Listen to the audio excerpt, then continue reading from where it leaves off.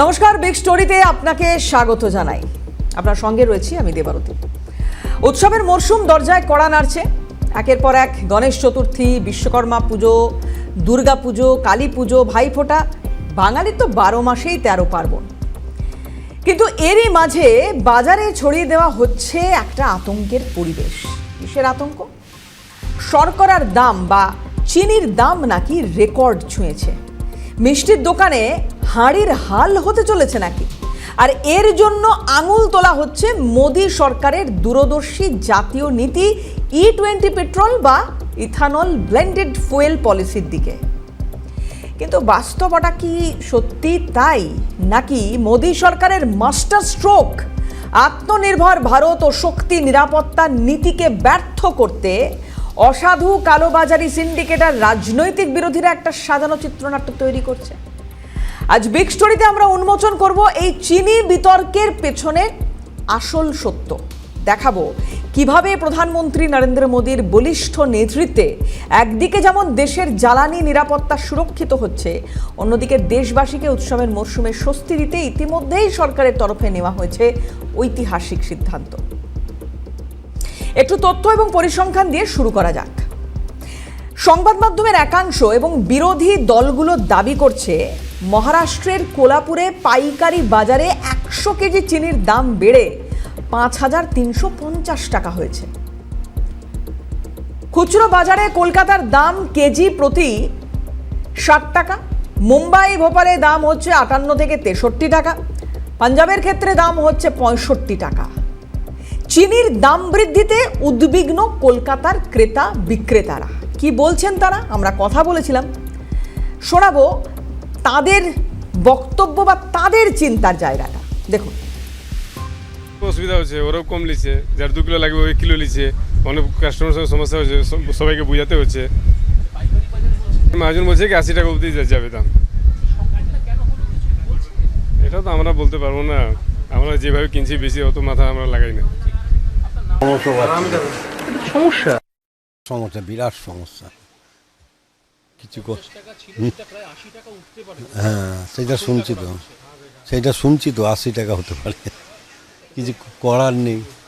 আগে ছিল 46, এসে আমি 70 বিক্রি হচ্ছে।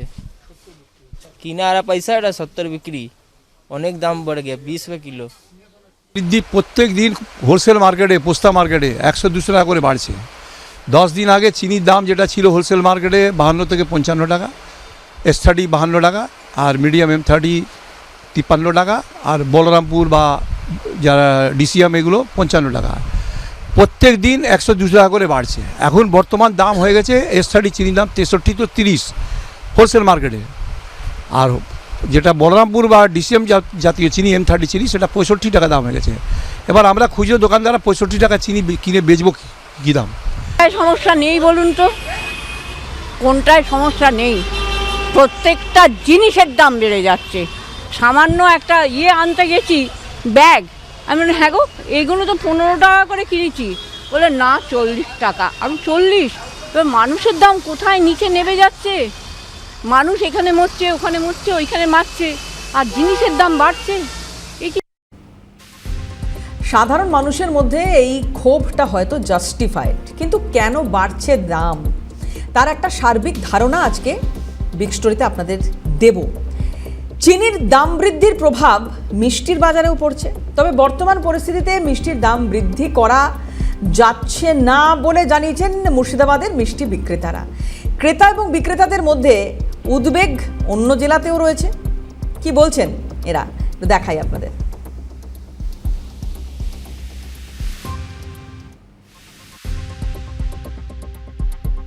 বর্তমান মোটামুটি 65 টাকা দরে আমরা কিনছি, যেটা বিগত 20 দিন আগে প্রায় 45 টাকা ছিল। ডেলি কত করে চিনি লাগে? ডেলি আমাদের 40 থেকে 50 কেজি চিনি লাগে, যেটা অ্যাভারেজলি প্রায় 1000 টাকা করে আমাদের কস্টিং চার্জ বেড়েছে। কিন্তু বর্তমানে বাজারে যা পরিস্থিতি, তাতে আমরা মিষ্টির দাম বাড়াতে পারছি না। সাধারণ মানুষের স্বার্থে বা আমাদের ব্যবসার স্বার্থেও বলতে পারেন।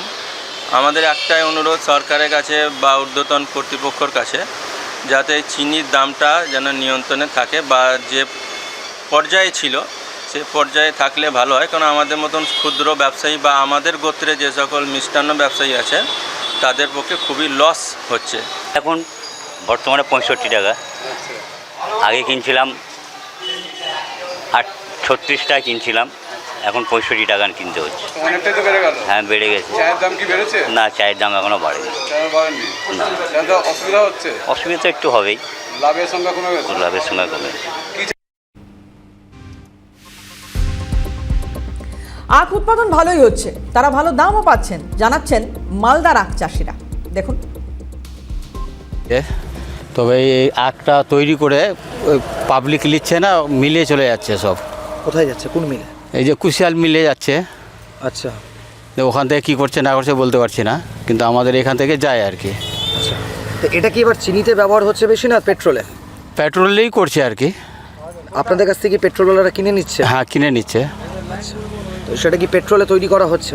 মনে হয় ওটাই করছে আর কি, আমাদেরকে বলছে যে আমরা ওটাই করছি আর কি।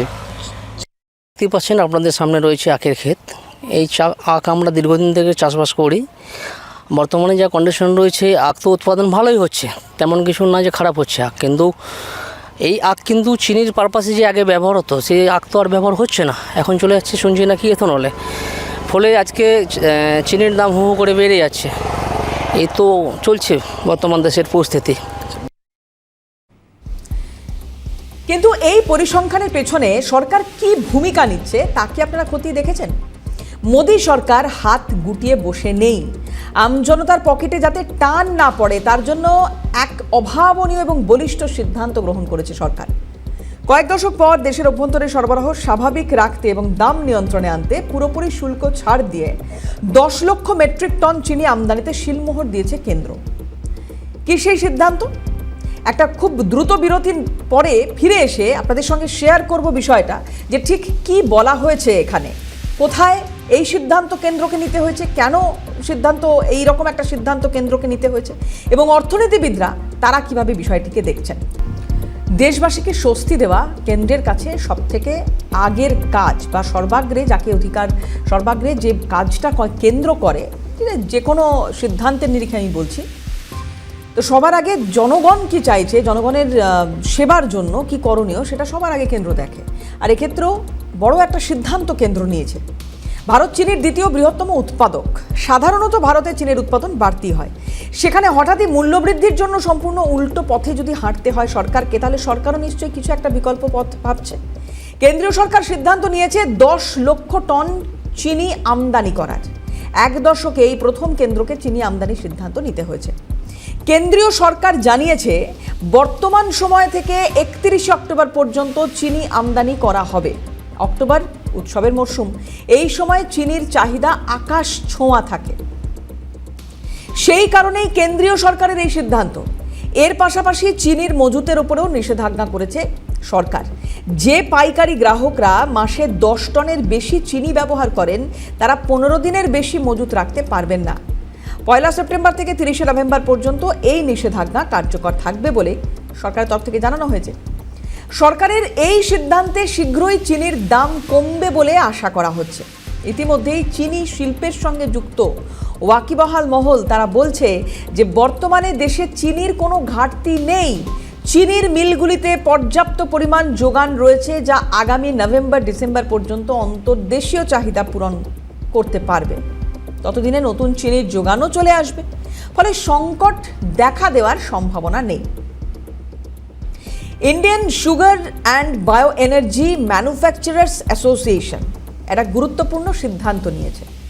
তারা চিনি উৎপাদনের নতুন মরশুম 15 থেকে 20 দিন আগে শুরু করার সিদ্ধান্ত নিয়েছে। সেপ্টেম্বরে একটি মরশুম শেষ হতে চললেও অনুমান করা হচ্ছে যে ততদিনে 4 মিলিয়ন টন চিনির মজুত থাকবে। সংস্থাটি জানিয়েছে যে অক্টোবরে 2.4 থেকে 2.5 মিলিয়ন টন চিনি ব্যবহৃত হতে পারে এবং তারপরে 1.5 মিলিয়ন টন চিনির মজুত থাকতে পারে। নতুন মরশুম 15 থেকে 20 অক্টোবরের মধ্যে শুরু হবে এবং মিলগুলি চিনি উৎপাদন শুরু করবে। হ্যাঁ, ঠিকই শুনেছেন, বিরোধীরা যখন শুধু রাজনীতি করতে ব্যস্ত, মোদী সরকার তখন সাধারণ মানুষের পকেটের সুরক্ষায় সরাসরি অ্যাকশনে নেমে পড়েছে। সরকার স্পষ্ট নির্দেশ দিয়েছে, যারা বাজারে কৃত্রিম অভাব তৈরি করার চেষ্টা করবেন তাদের ওপর নামবে আইনি কোপ। 10 টনের বেশি চিনি যাদের প্রয়োজন তারা কোনোভাবেই 15 দিনের অতিরিক্ত স্টক রাখতে পারবেন না। রাজ্যের পঞ্চায়েত মন্ত্রী দিলীপ ঘোষ তিনি বলছেন যে আখ চাষিরা আখের দাম পেত না আগে। আখ নিয়ে মিলের সামনে দাঁড়িয়ে থাকতে হতো, লিটারের পর লিটার আখের রস নষ্ট হয়েছে, আখ বিক্রি হচ্ছে, চাষিরা পয়সা পাচ্ছেন। এখন ইথানলের জন্য আলাদা প্ল্যান্ট তৈরি হয়েছে, বিহারে বা ইউপিতে এই প্ল্যান্ট তৈরি হয়েছে। ক্রাইসিস হবে না, দাম বাড়বে না, আশ্বস্ত করছেন মাননীয় মন্ত্রী দিলীপ ঘোষ। কি বলছেন শোনাবো আপনাদের, দেখুন। যদি বিক্রি হয়, আমরা জানি এর আগে আমাদের আখ চাষিরা আখ কাটতো না, দাম পেত না, যেমন এখানে আলু ধানে ইত্যাদি হতো সবজিতে, ঠিক তারপরে সেই আখ নিয়ে গিয়ে নিয়ে যেত, লাইন করে দাঁড়িয়ে থাকতো, বিক্রি নিত না মিল, হওয়ার পরেও লক্ষ লক্ষ লিটার আখের রস ফেলে দিতে হয়েছে। তখন মার্কেটের অবস্থা এমন ছিল। আজ আখ বিক্রি হচ্ছে, আখ চাষিরা পয়সা পাচ্ছেন, কিন্তু তার জন্য লিমিটেশন আছে। আলাদা করে ইথানলের প্ল্যান্ট তৈরি হচ্ছে বিহার ইউপিতে, তার জন্য চাষ হচ্ছে আলাদা। আমার মনে হয় না এখান থেকে ক্রাইসিস হবে, এত বাড়ার কোনো কারণ নেই। পাট কোনোদিন সহায়ক মূল্য পেত না, এবারে কেন্দ্র সহায়ক মূল্য দিচ্ছে 600 টাকার নিচে কুইন্টাল, বিক্রি হচ্ছে 800 টাকা। তো চাষিদের পক্ষে লাভ হয়েছে এটা, কিন্তু কালোবাজারি করে সাধারণ মানুষের মধ্যে ক্রাইসিস তৈরি করাটা এটা অনুমতি দেওয়া যায় না। কিন্তু এরপরেও কেন বিরোধী দলগুলো, সে কংগ্রেস হোক বা আম আদমি পার্টি কিংবা রাজ্যের শাসক দল, যে সমস্ত রাজ্যগুলোতে এই মুহূর্তে বিজেপি বিরোধী দল বসে রয়েছে, তারা প্ল্যান করছে বিষয়টিকে এমনভাবে উত্থাপন করার যাতে মানুষের মধ্যে আতঙ্ক তৈরি হয়। আর একটু গভীরে গিয়ে যদি বোঝার চেষ্টা করি বিষয়টি, তাহলে কীরকম হয় দেখুন। বিরোধীদের সবচেয়ে বড় অভিযোগ যে গত 1 এপ্রিল থেকে দেশ জুড়ে E20 বা 20% ইথানলযুক্ত পেট্রোল বিক্রি বাধ্যতামূলক করাতে নাকি চিনি শিল্পে টান পড়েছে। কিন্তু এই ইথানল পলিসি কেন প্রয়োজন ছিল সেটা বুঝছে না বিরোধীরা, বা কেন সেটা নিয়ে প্রচারও নেই, কেন বলছে না বিরোধীরা সে কথা। বিশ্ব রাজনীতির মানচিত্রের দিকে একবার তাকান। এই বছরে ফেব্রুয়ারি থেকে মধ্যপ্রাচ্যে কি চলছে? ইরান মার্কিন যে একটা যুদ্ধের পরিবেশ, ইসরায়েলের মধ্যে তার মধ্যে ঢুকে যাওয়া, একটা রক্তক্ষয়ী যুদ্ধ চলা, একটা টেনশন তৈরি হয়ে থাকা, এবং গোটা বিশ্বে অপরিশোধিত কাঁচা যে তেল, যে পেট্রোলিয়াম, আন্তর্জাতিক তার যে বাজার, সেটা আজ টালমাটাল। খনিজ তেলের জন্য ভারত যাতে অন্য কোনো দেশের কাছে হাত পেতে না বসে থাকে, তার জন্য প্রধানমন্ত্রী পরিবেশ বান্ধব ইথানল মিশিয়ে পেট্রোলের যোগানকে মজবুত রাখার চেষ্টা করছেন। অল ইন্ডিয়া ডিস্টিলার্স অ্যাসোসিয়েশন তাদের একটা তথ্য অনুযায়ী যে 2025 সালের মাঝামাঝি সময় 499টি কারখানায় ইথানল উৎপাদন ক্ষমতা বছরে প্রায় 1822 কোটি লিটারে পৌঁছেছে। ইথানল ফিডস্টকের প্রায় 30 থেকে 35% আখ গঠন করে, বাকিগুলো ভুট্টা এবং চাল থেকে আসে। এখন এটা জেনে রাখা দরকার যে ইথানল কি, কিভাবে তৈরি হয়। ইথানল আখের রস, ভুট্টা এবং ধান থেকে তৈরি সম্পূর্ণ পরিবেশ বান্ধব এবং দেশীয় একটা জৈব জ্বালানি। ইথানল পলিসির লাভ যেটা, যে অপরিশোধিত তেল আমদানিতে $1 বিলিয়ন বৈদেশিক মুদ্রা সাশ্রয় হচ্ছে আমাদের। ভারতীয় আখ চাষিদের সরাসরি ব্যাংক অ্যাকাউন্টে কোটি কোটি টাকার অর্থ প্রদান করছে। 2026-এর মধ্যে 499টি প্রক্রিয়াকরণ কেন্দ্রের মাধ্যমে 1822 কোটি লিটার ইথানল উৎপাদনের সক্ষমতা লাভ, যা ভারতকে জ্বালানিতে আত্মনির্ভর করবে। এই তথ্যগুলো কোথাও বা কোনো কারণে বিরোধীরা কি চেপে দেওয়ার চেষ্টা করছে?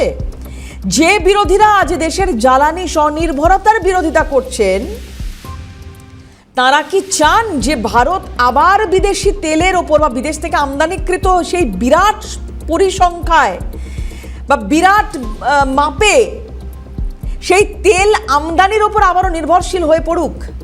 আত্মনির্ভর ভারত একথা বলে না। আন্তর্জাতিক বাজারে তেলের দাম বাড়লে দেশবাসী পেট্রোল 150 টাকায় কিনুক, এটা কি চায় তারা? মোদী সরকার দূরদর্শী চিন্তাভাবনা করে একদিকে জ্বালানি স্বনির্ভরতা আনছে, আর আখের যারা চাষি রয়েছেন তাদের নিশ্চিত উপার্জনের ব্যবস্থা করছে। কিন্তু আশ্চর্যের বিষয় হলো এই জাতীয় স্বার্থের কাজটিকেও কিছু অসাধু লোক এবং বিরোধী নেতারা রাজনীতির অস্ত্র বানাচ্ছেন।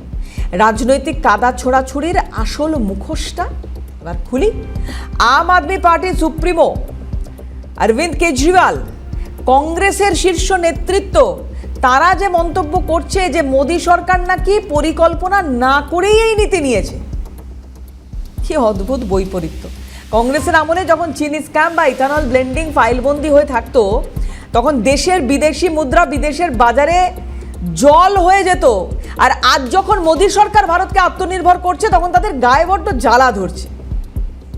অর্থনৈতিক বিশেষজ্ঞ তারা বলছেন, ফসল সংক্রান্ত প্রাকৃতিক সমস্যা এবং আন্তর্জাতিক বাজারের অস্থিরতার সুযোগ নিয়ে একদল অসাধু, ফাটকাবাজ ও বেআইনি মজুতদার কৃত্রিমভাবে বাজারে চিনির দাম বাড়াচ্ছে।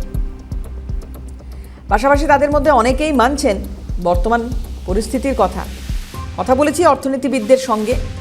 বুড়ো শিব দাশগুপ্ত, বিশিষ্ট অর্থনীতিবিদ, তার এ বিষয়ে ঠিক কী বক্তব্য দেখুন।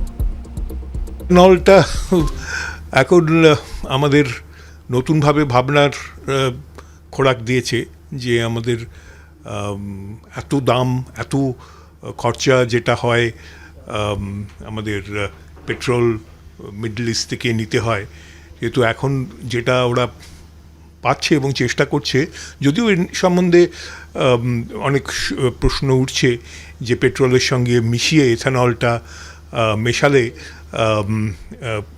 পলিউশন কম হয়, তার জন্য ইথানলটা এখন পেট্রোলের সঙ্গে ব্যবহার করা হচ্ছে।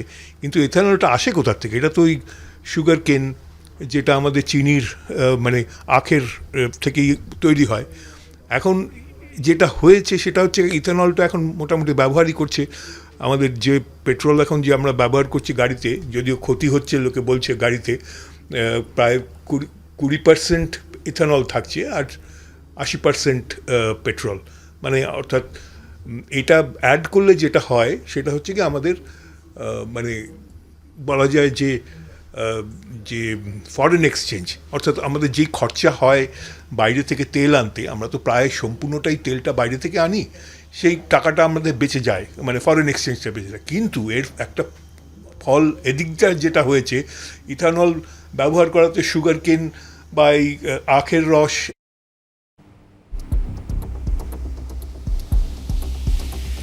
ফলে বিরোধীদের অপপ্রচারে চিন্তিত হওয়ার কারণ নেই। উৎসবের মরশুম আসছে, মিষ্টি খাবেন, বাঙালির পাতে মিষ্টি থাকবে। আজকে বিগ স্টোরি এখানেই শেষ করব। অন্যান্য সমস্ত খবরের জন্য আপনার চোখ থাকুক CNN।